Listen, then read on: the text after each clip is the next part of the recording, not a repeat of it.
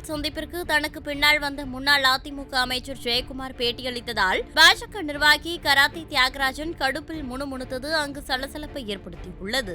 Electronic voting machine பொறுத்தவரை ஒரு இதுக்கு கொண்டு போற சென்டருக்கு கொண்டு போறது 2 வீலர்லாம் கொண்டு போறாங்க. இதெல்லாம் மறுபடியும் கூட ஒரு பை எலெக்ஷன் நடந்தது வேளச்சேரிலாம். அதெல்லாம் அந்த மாதிரி இருக்கக்கூடாது. 100% அளவுக்கு எலக்ட்ரானிக் ஓட்டிங் மிஷின் வந்து ஒரு நம்பகத்தன்மையோடு இருக்கணும்.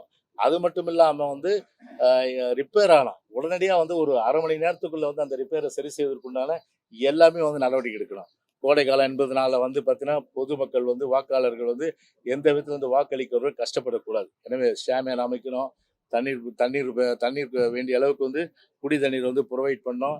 அது மட்டும் இல்லாமல் பார்த்தீங்கன்னா வந்து அவங்க இயற்கை உபாதைகள் வந்து கழிக்க வேண்டும் என்றாலும் கூட அந்த நேரத்தில் வந்து அந்த மற்ற பள்ளிக்கூடங்களை பற்றி ஒரு சுகாதாரமற்ற சூழ்நிலை இருக்குது. அதையெல்லாம் மாற்றி அவங்க இயற்கை உபாதையை கழிக்கின்ற வகையில் டாய்லெட் நிறைய போடுங்க அப்படின்னு சொல்லிட்டு பொதுமக்கள் நன்மை கருதி சொல்லியிருக்கோம். அதாவது எனவே இது போன்ற விஷயங்களெல்லாம் வந்து பார்த்தீங்கன்னா அதே போன்ற அதாவது கம்ப்ளைண்ட் நாங்கள் வந்து சொல்லும்போது உடனடியாக வந்து நடவடிக்கை எடுக்கணும். அதனால் கம்ப்ளைண்ட் வந்து அந்த நேரத்தில் பார்த்தீங்கன்னா ஒரு இடத்துல அதிகார துஷ்பிரயோகத்தில் தவறு நடக்குது, நான் ஃபோன் பண்ணால் ஃபோன் எங்கேஜாக இருக்கும், இல்லைன்னா கால் சென்டரில் கால் பிஸியாக இருக்கும்.